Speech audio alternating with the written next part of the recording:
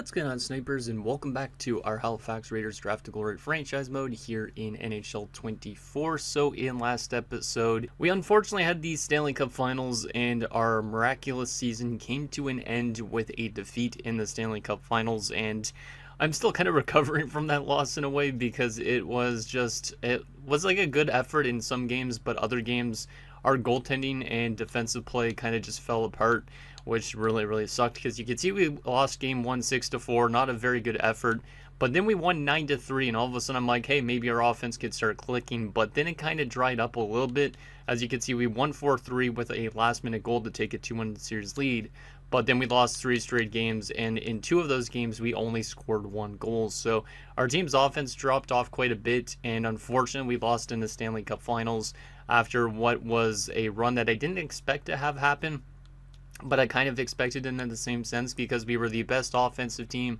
we were the best defensive team, and somehow we weren't even first place in the league, but we managed to get ourselves to a Cup Finals, only to run into a very good Calgary Flames team, and unfortunately that was the bane of our existence. But it was a very good run for the most part in terms of like scoring and all that. Like, I had no problems with any player, I would say, in this playoff run, really.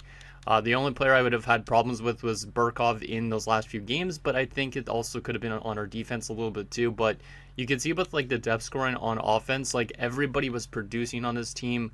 Like, we probably got the best production we've ever gotten in a series in terms of getting to a Stanley Cup Finals. Like, I don't think I've ever had every single line contributing this much, which is pretty amazing.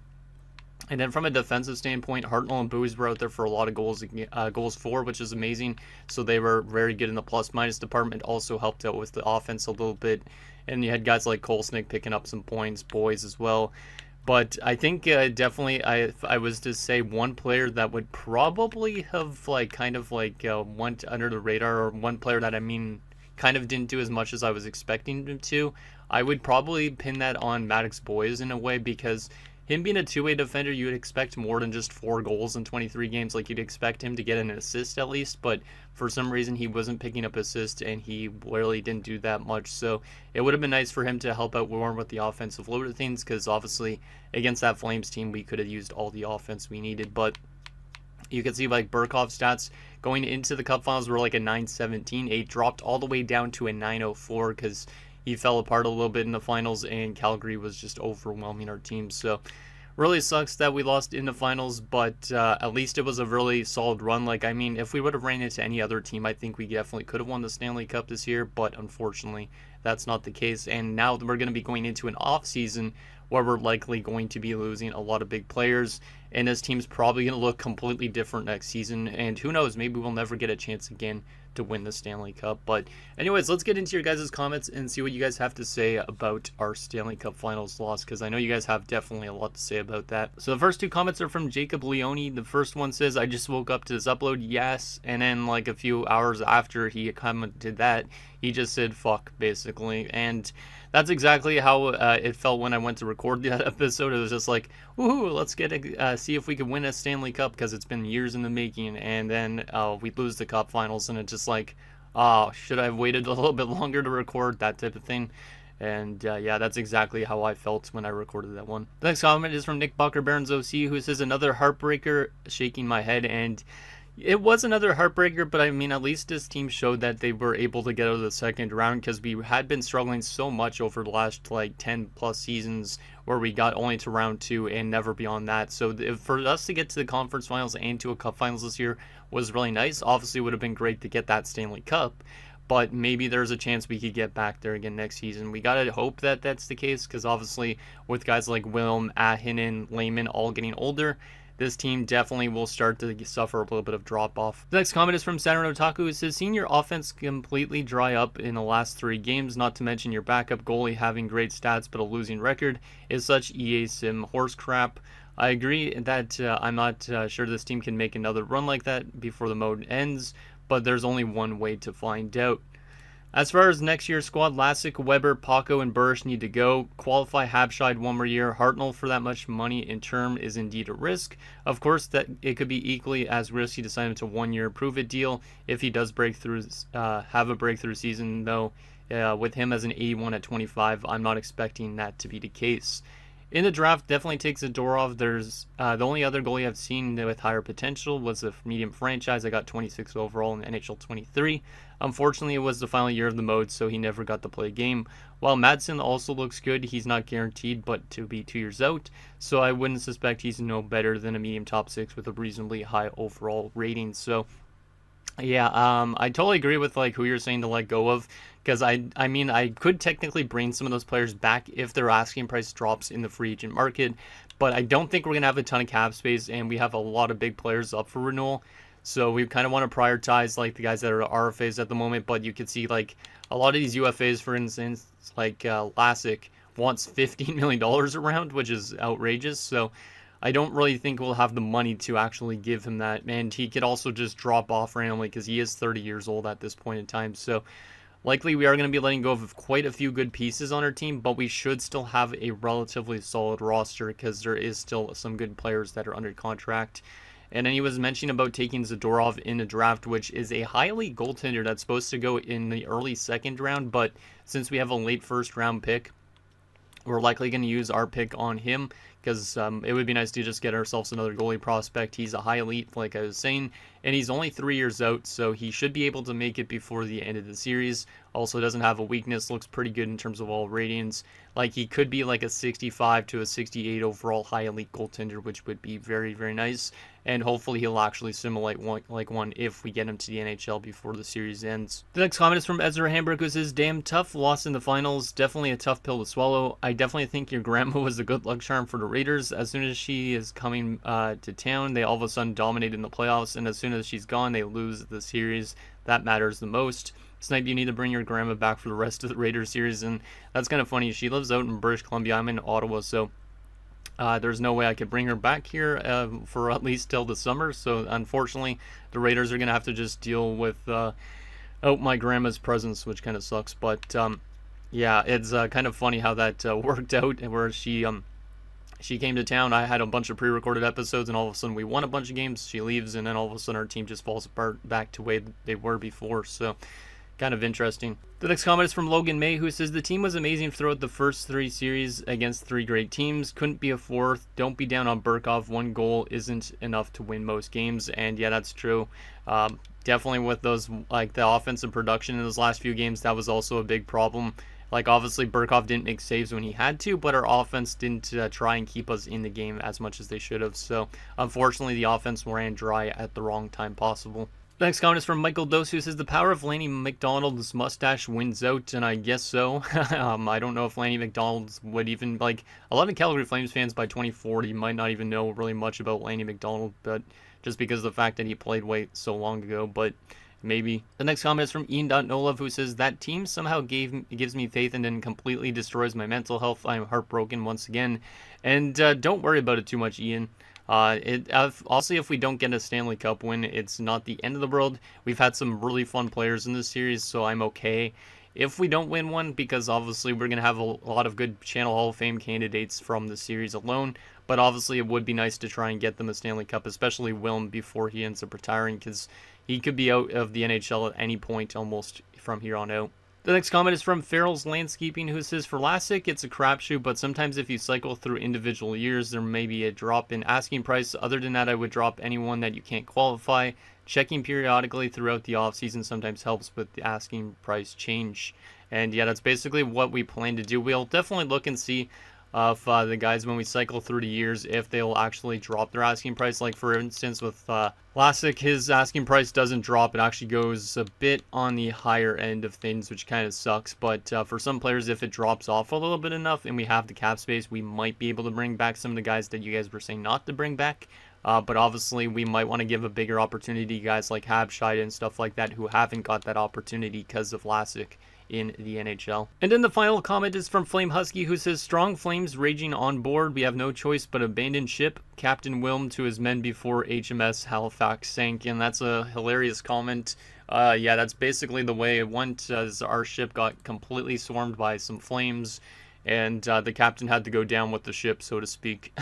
Like I could literally just picture like a ship sinking, and then like you see Captain Wilm, and he's got his big beard and everything, and he's just saluting as the ship goes down in the Atlantic Ocean.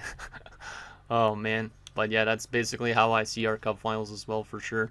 But anyways, that's the comments we got in last episode. So let's get into this draft and see what the heck this offseason is going to be like, because I honestly have no idea what our team's going to look like next season. But I'm going to try my best to keep it as close to it was this season, obviously, as possible. But obviously, I don't want to be signing guys to some outrageous contracts as well, because obviously we have big contracts up for renewal in the next few years, especially Mauricio Wilms. So we'll definitely take the high elite goaltender here with our pick.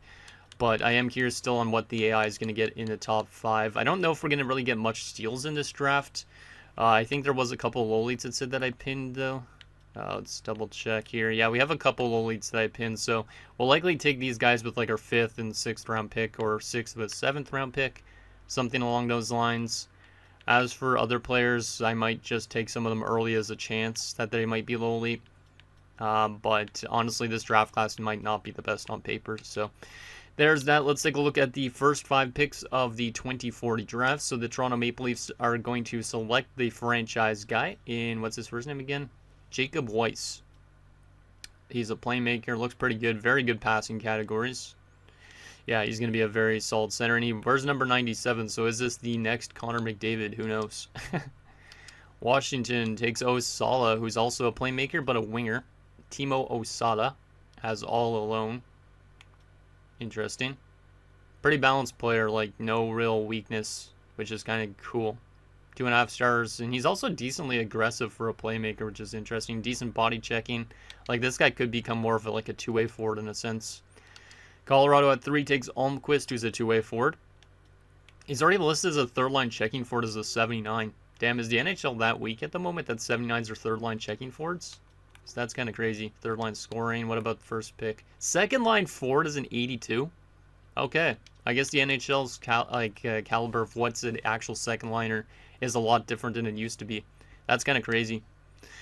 Boston at 4 takes Harima, who's a two-way defenseman, also listed as a top 6 as a 78, which is kind of crazy because at some stages that's more of like an AHL top 2 or a depth defenseman. And Carolina at 5 takes Sharma, who's an 81 overall and also listed as a third-line checking forward. So, interesting that those guys have those type of roles, because that means some of our guys in our lineup might want to play on higher lines, even if they're lower overall, which is interesting. So, let's jump to our pick at 32 and see what we missed before our pick, and then we'll definitely make our selection here. Yeah, I didn't really miss out on too much. It looks like some top 6 forwards, some top 4 defenders. Pretty much the basic thing you'd see in these type of drafts at this stage. A lot of these guys might not even make the NHL before the series ends, just because we're down into the final like 7 seasons, I think, which is kind of outrageous. Once the series ends, though, I'll definitely be doing a throwback series with my 99-2000 build. So look forward to that in, I guess, a month or 2, whenever the heck this series ends. But anyways, yeah, Zadorov's definitely going to be our pick here because we don't really know too much about Madsen. He honestly could be just a top 6 forward like Sanaro Otaku was mentioning. So I would rather take a chance, obviously, that this guy is better because he's a fact high elite. And also the fact that he's only 3 years out is pretty awesome. And he's similar to Roberto Luongo, which is kind of nice. But hopefully he doesn't end up like Luongo in the sense that he ends up like kind of choking in the playoffs a bit. So Vyacheslav Zadorov, welcome to Halifax. 64 overall, that's pretty good. I was thinking he was more going to be like a 65 to a 68, but a 64 at 18 with high elite potential is really good. He's very athletic already, has good puck control, his reflexes need some work, but in general, looks like a very solid goaltender. Like, look at that agility already and that speed, 87 and 85, so he might be a goalie that could get across and all that stuff quite easily. He doesn't have any X factors, which is interesting, but he definitely should be able to generate those quite easily. Okay, let's see what we missed after that pick. If there was anything that I could have went for that I didn't even realize. Not really seeing anything here at this stage. Oh, there's a low lead. Mikko Vaninen. Or Vaninen? Yeah, Vaninen. Very solid. Very solid. Could develop into a good sniper for sure. So that would have been a nice little pick there. Top 6 forward there in Eckford. Oh, there's another medium elite goaltender in Eli Crawford. Kind of weird seeing a Crawford goaltender in St. Louis. And there was Madsen. Yeah, see, Madsen was just a top 6 forward, so thank you to Saturn Otaku. I was actually thinking of the same type of thing. 65 overall medium top 6 is decent, but obviously I would prefer the goaltender we just drafted. And Gogol looks actually pretty good too. Kelly Gogol. Pretty solid. Another good low elite. So there might be some decent low elite steals in this draft, which is great. We do have a guy that could be a low elite pin, so I honestly might take a chance on him, but there's a chance that he could be a low top 4, which is okay, but it's not great either. We don't really need another goalie prospect. This guy's probably a medium elite or a medium starter, but I don't really need to just draft goalies and goalies.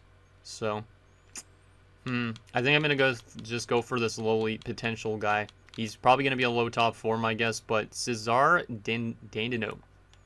He is 5 years out, so he might not make it before the series ends, but we'll take a chance. Yet he's low elite. And he's a low 4, as I kind of expected. That kind of sucks, but maybe he develops. Maybe he doesn't. Maybe he becomes more of an AHL defenseman, but that kind of sucks. Hopefully we could get some good hits with those other guys that are potentially low elite, though. There was Zane Hunter, who might be a power forward. 4 years out. I might take a chance on Hunter here. I'm going to sort by potential soon, too, though. Emmanuel Perreault, 4 years out, guaranteed. Okay. There's a lot of goalies in this draft, which is interesting. Sador, 4 years out, maybe. Tough to tell. Let me sort by potential here. We know those other low elites aren't supposed to go for a little bit still, I think. Yeah, we'll probably end up taking these two low elites, like, next round, maybe, just to get them off the board. So I think I'm going to go with Zane Hunter here, and then hopefully we can get these other two guys as well. So Zane Hunter, yeah, I think I'm going to go for him. Hopefully he's a low elite, not a low 6. So Zane Hunter, welcome aboard.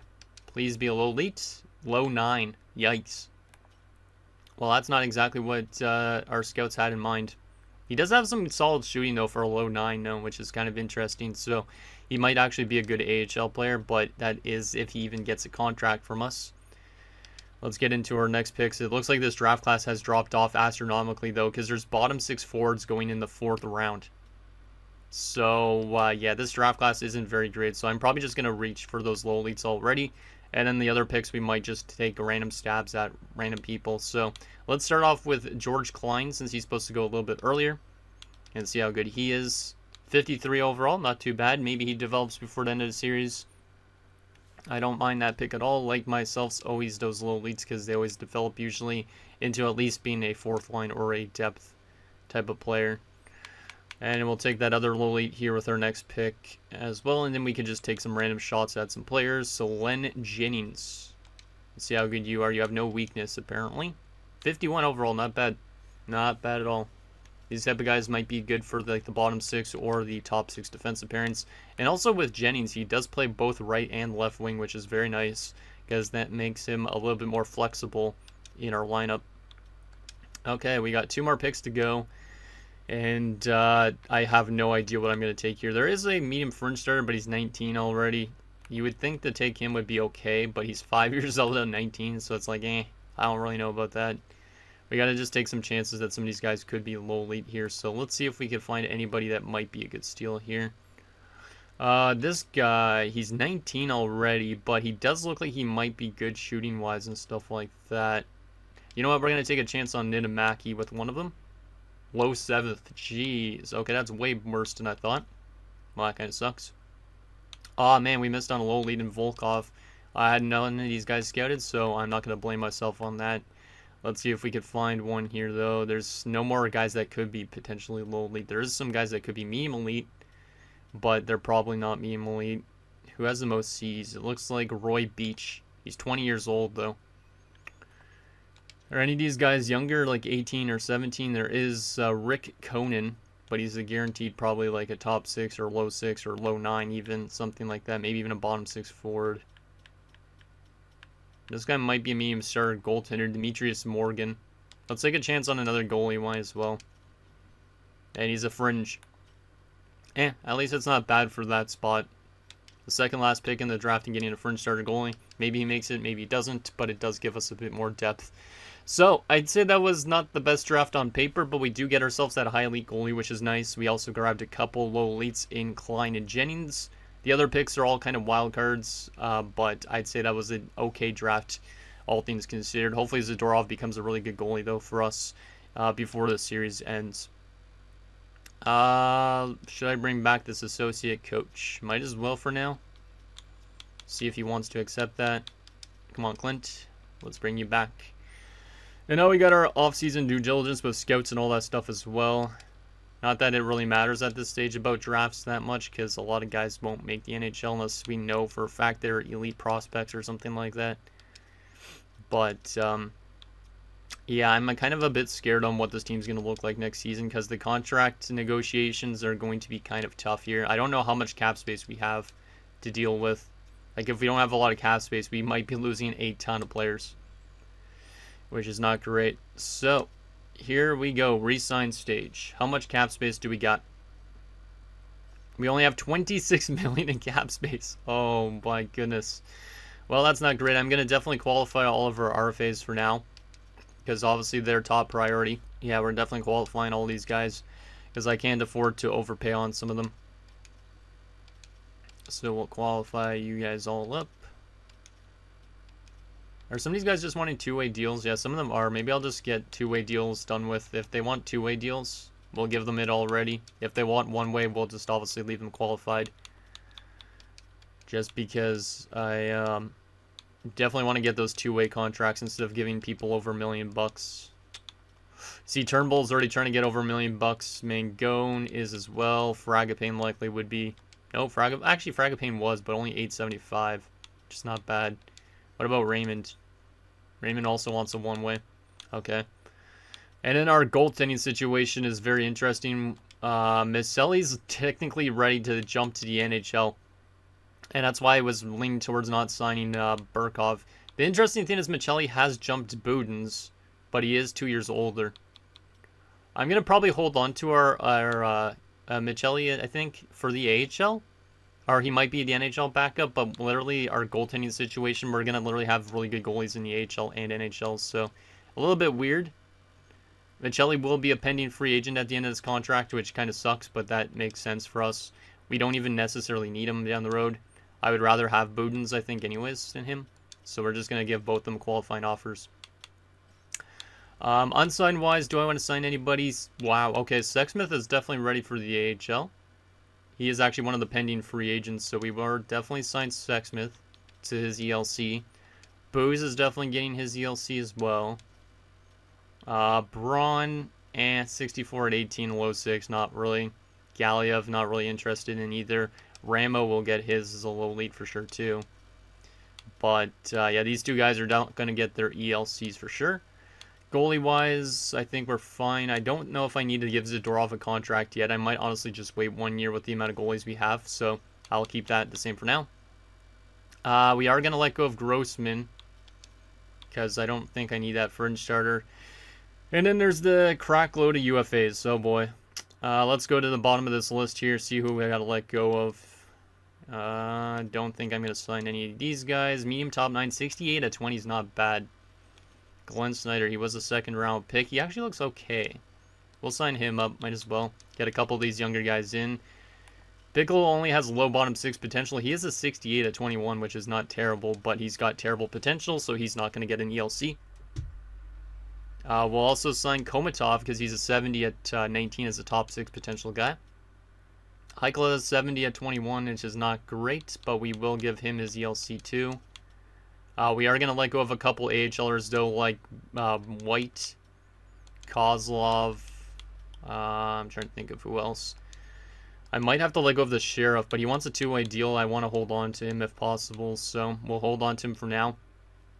I am going to let go of a couple of the depth defenders, so like Daniel McLaren and Eric Wilson, because I think this year we'll probably run like Cracknell or something as a 7th defender instead. He only wants 875, which is nice, so we'll do that. And then you guys were saying about letting go all these UFAs, basically, which is kind of crazy, but it does make sense. Let me just see if those current contracts I just dished out get accepted first. But, yeah, this is not going to be a good offseason for us in terms of losing players. I want to see if there was any rejections. No, there was not so far, which is good. All these guys, except for Sutton. Yeah, I don't need to necessarily bring back Sutton. He's got terrible potential. You know what? We're not going to bring back Sutton for the AHL as well. It's likely he'd be a healthy scratch at that potential. So 24 million in cap space. Technically, we're going to be paying a good chunk of money to Habscheid for sure. Oh, wow. He's going to want a lot of money at the end of the season. I was thinking of maybe locking him up, but that would eat up a lot of cap space. Hartnell is not terribly expensive for a top 4 defenseman, but he's still early into his career.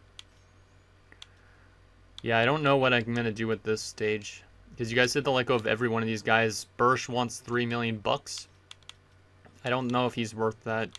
Because right now, without Bursch on our defensive core, we'd have Kolesnik, Booze, Boys, Hartnell, Paco is going to be probably gone. Cardwell should be jumping in, right? Yeah, that's good. Cracknell.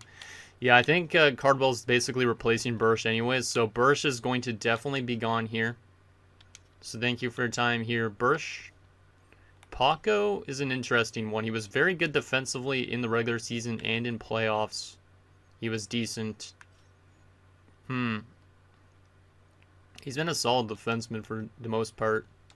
I don't know if I can bring him back or not. Okay, at that asking price, you're not getting $7 million as an 81. There's just no question about that. So, unfortunately, Paco also will have to leave the defensive core, but I'm not giving him $7 million. I'm just not. Weber and Lassick. Weber doesn't want terribly too much, but I don't really think I need most of these guys here on the forward core, because the forward core is good without them. Like, let's see. We have 1, 2, 3, 4, 5, 6. Yeah, I guess Hamalainen could jump up for Weber, technically. Or for Lassick, for that matter. Haken would jump probably into like a third-line role with Lassick gone. Yeah, I think I'm going to honestly let go of both these guys. I don't really want to do that, but let me take a look at what they want for like 1 year. 7.6. We have the cap space potentially. Oh, maybe not. Maybe not. 13.875 to get Lassick back for 1 more year would put us down to $11 million to basically sign ourselves Habscheid, Hartnell, and Raymond. It's doable, but between these guys, they're probably going to eat up like half of our cap space. Like, they're probably going to eat like $10 million plus, like $12 million of the 24. Yeah, I think I have to let go of both these guys, unfortunately. Which really sucks, because these guys have been really solid players at times. Marek Lassick has been a machine, coming off 118 points this year. And a really good playoff performance. But I just can't justify spending $14 million on him when there's a high chance that he's going to start dropping off offensively, I think. And then Joel Weber is an interesting one, former top liner, but he definitely got less and less ice time. 569 points, really solid playoff performance as well. If they drop their asking price in the free agent market, maybe I could bring them back, but I don't think I have the money really to spend at the moment. So I think we are going to have to let them both walk. So thank you guys for your time here, Weber and Lassick. It's tough to do this, but it's for the right thing to do right now at this point. And we definitely need to make sure our roster is good. I think our roster still will be good, though. Because if you think of it, our top line, we probably still have like Wilm, Delarovere, Lehman, Ahinen, Habscheid, Hamalainen, Haken, Sergeyev, Richter, Hartman, Raymond, Boucher even. We should be still fine on the offensive front. Defensively, it definitely dropped off a bit, but still Kolesnik, Booze, and Boys, or no, Kolesnik, Boys, geez. Booze, Hartnell, Cardwell should jump up, and then it would be Cracknell. And likely one of these 24-year-old 77s will be a depth defenseman for us this season. And then goaltending-wise is already set with Burkov and probably Michelli, or it could be Budens again, or even Sims, who's an 80. Like, we got 4 NHL caliber goalies, which is kind of crazy. So, yeah, that's going to be that. Let's send to free agency and see if any of these other guys accept any of the RFAs. Some of them probably will accept, I would assume. But, yeah, our team is definitely going to look a little bit weird next season without Lassick and Weber, because those guys have been on the team for so long at this point, like at least 10 plus seasons. So none of those RFAs accepted yet, which is interesting, but they should accept soon. Yeah, that's going to be probably pretty costly, all those RFAs. So I think it was the right decision to let those guys go, as tough as it was. Coaching staff-wise, did we need to bring in any coaches this offseason? We did need to bring in an assistant coach, okay. An assistant coach and then a goalie coach for the AHL. Okay, we'll do that right now, or else I'll probably forget. So, assistant coach for the NHL. Is there anybody with a really solid team fit that might end up being our head coach? So, there's a 65 with Desmond Panay, something like that. UN. I kind of want a more balanced coach, though, than a defensive coach, I think. This guy's a 64 and balanced. I want somebody that works really good with Wilm, if possible. What about the other guy? This guy's worse with the Wilm. I think we'll try and go for Mr. Banting as our NHL assistant coach. And then he might end up being our head coach next season, depending on scheme fit. And let's also find ourselves a good goalie coach for the AHL, so we could continue to develop those goalies pretty well. That's not what I wanted to go to, is coaching influence. It was teaching. There we go.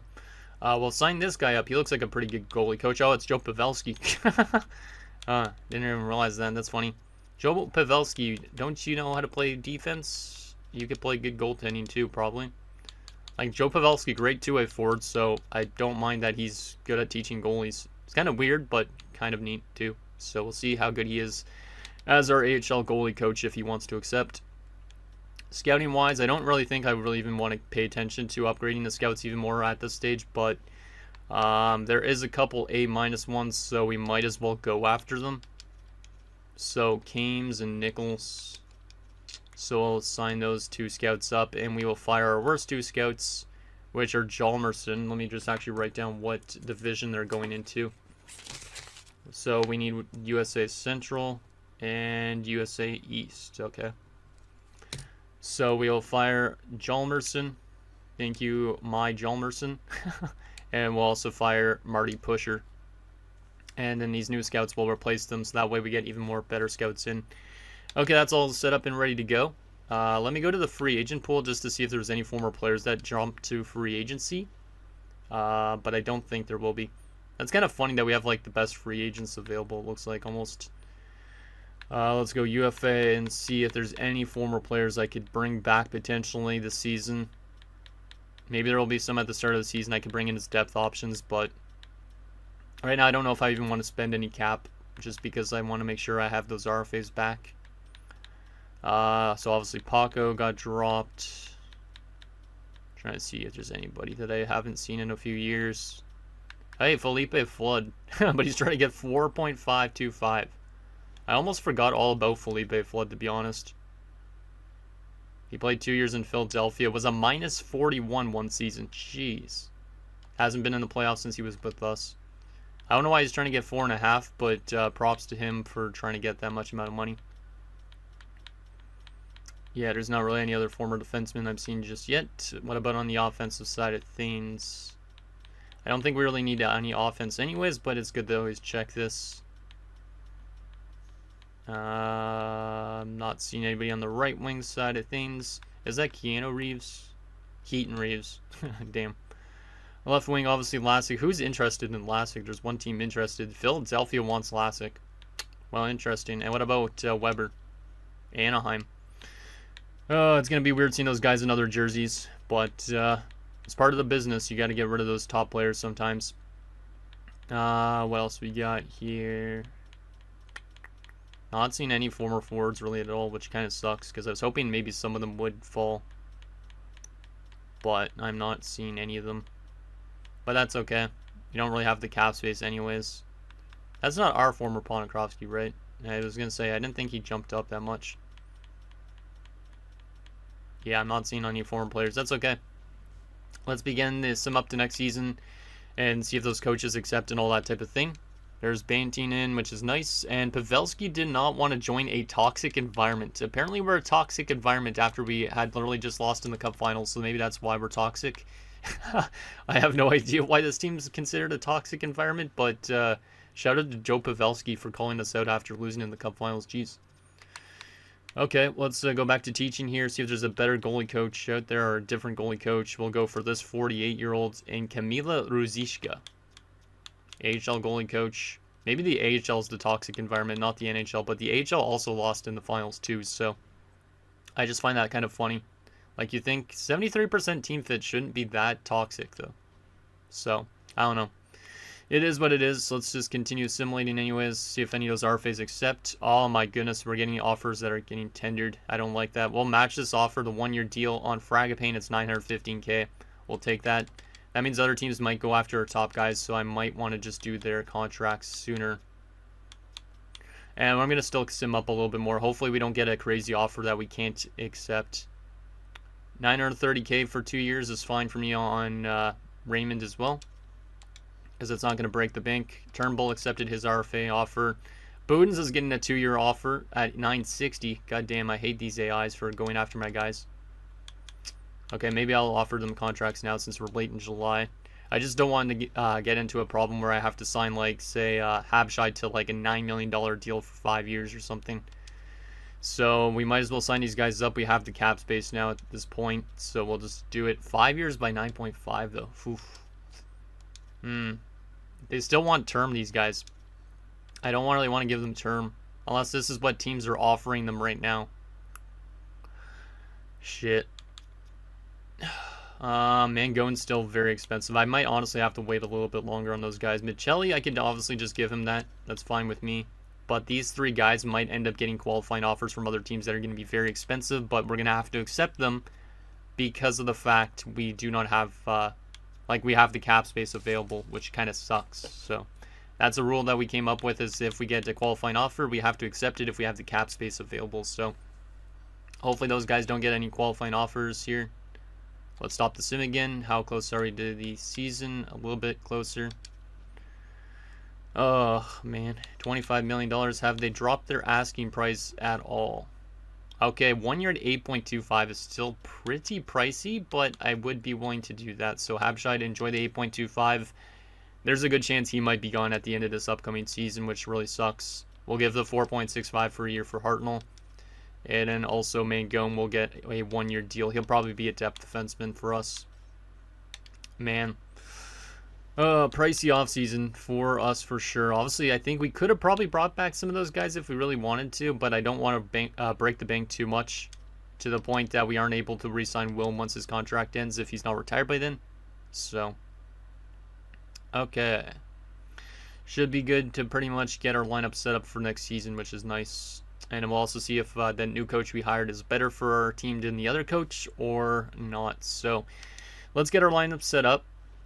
Make sure people are in the right spots. So we'll definitely go to roster moves first to see if there's anybody that needs to be called up from the AHL. So goaltending at St. Burkov and Michelli, who's an 84 now. Bowden and Sims are both 82s in the AHL goalies. Bowden's is already listed as a starting goaltender too. We're in a little bit of a logjam goalie-wise. Both these goalies don't go through, or do go through waivers. These guys do not.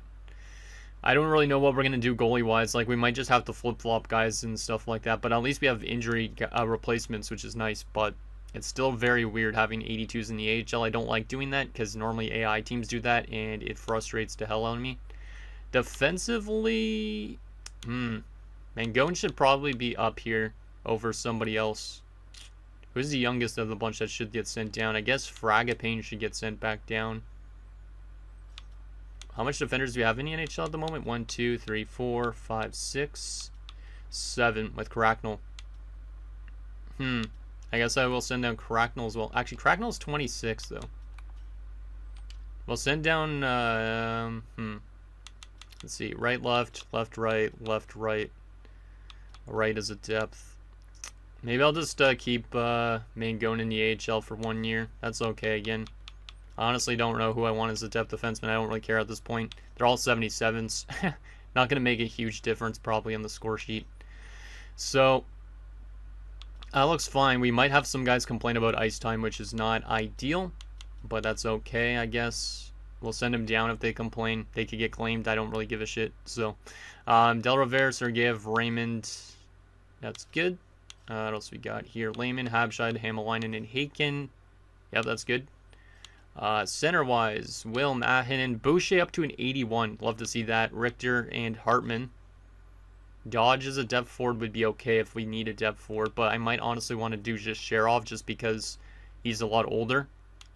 Dodge was complaining last time around when he was a depth forward, so maybe we won't call up a depth forward just yet. But let's go to edit our lines here and set up what our team is going to look like. So, what we are thinking here. Trying to think of what we could do that works the best. I'll go with Habscheid up here. Habscheid's a sniper, right? Yeah, he is. Okay, that works for me. We'll go something like this.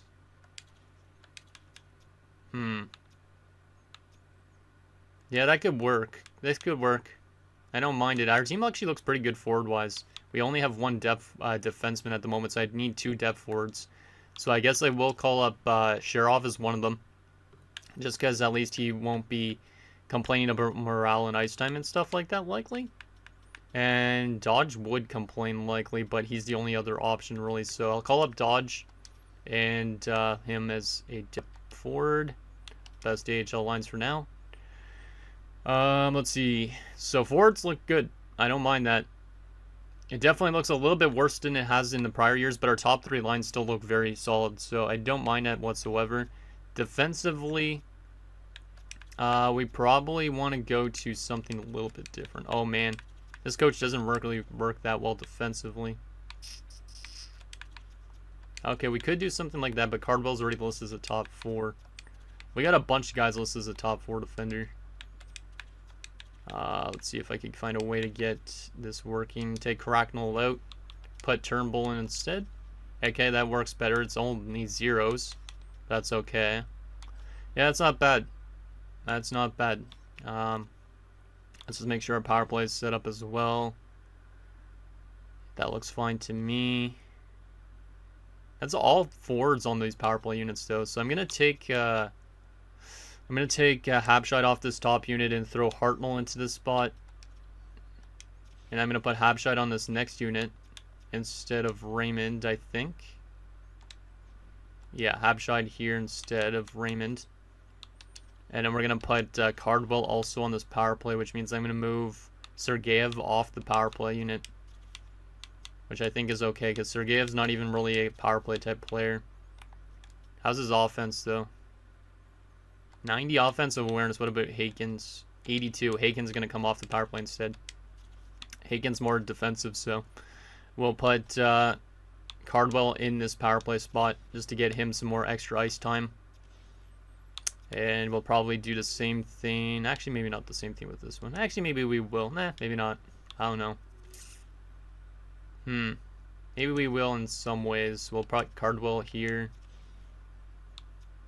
Yeah, that's okay. I don't know if I really like it too much, but we'll leave it like that. Penalty kill looks fine. A little bit of a minus there, but that might be okay for now anyways. We'll rework the coach anyways and see if we have a better coach for this team. Okay, so that's reworked. Let me just go best lines here and again in the AHL and see if there's anybody scratched that shouldn't be. There's nobody scratched. So our top prospects should be in good spots almost to succeed anyways. I'll just make sure we get in the top prospects higher up in the lineup. Our prospect pool is definitely getting a little bit bare, but Komatov and Sexsmith need to be top of line basically. And we don't really have much else on the forward side of things. We got a lot of defenders though. We'll move Ramo up with a better defenseman just to get them a little bit more ice time. Ekman's only low 7, so that's okay. Goalie wise, looks good. And the HL team is ready to go. Perfect. Okay, so now the thing is the coach. Which coach is going to be the best fit for our team? I don't really know what to make of our team this year, to be honest. It's definitely still an okay team, but is it going to do as well as last year? Probably not, because the defense is definitely much worse. But we do have a Vezina Trophy winning goaltender, so who knows if that's going to help us. So Melikar currently is a 64% team fit. Let's demote him for a second and see what Peros is looking like. So 64, 64, so Peros could be technically a head coach if he wants. And Banting, who we just hired, is a 64 as well. Well, that doesn't really help. Let me take a look at the lineup and see what it's looking like with this coach and see if there's less minuses. Because we want to go for the coach with the less minuses potentially. So this looks a little bit worse chemistry-wise. Defense looks a little bit better. Power play looks a little bit worse on the second unit, which is not ideal. Penalty kill, though. Let's see. Did I get rid of the minuses? No, it did not. Okay, I don't like this coach better than the other one. So likely we might stay with the same head coach this season. Which rightfully so, considering he just got us to a cup finals. So Melikar as head coach, we already know about. So let's go Peros as head coach. And see what Peros has done to our team in terms of chemistry. I want to definitely optimize this as much as possible. Pretty much the same as the other coach. Same thing there too. Power play wise, same thing there too. I think these coaches are like literally identical in terms of chemistry. Yeah, that seems to be the same thing. So we'll probably go to our original head coach, and then it doesn't really matter who's the assistant and the associate. So Melikar will be the head coach, which means Peros needs to go back to associate. Banting will stay assistant, and Melikar as the head coach. Perfect. So that's that, and I think that's going to do it, guys, for this episode of our Halifax Raiders Draft to Glory franchise mode. So in next episode, we'll simulate this season and see what this team does. I think we could definitely still make it to the playoffs with our roster, but obviously we are definitely going to start to fall off a little bit. Like, I don't think we're going to be the best defensive team in the league anymore. So it should be interesting to see what this team ends up doing. And hopefully this is a year where maybe we could surprise people and do kind of what we did last year and get ourselves to a cup finals. So anything down below, and I'll see you guys next time.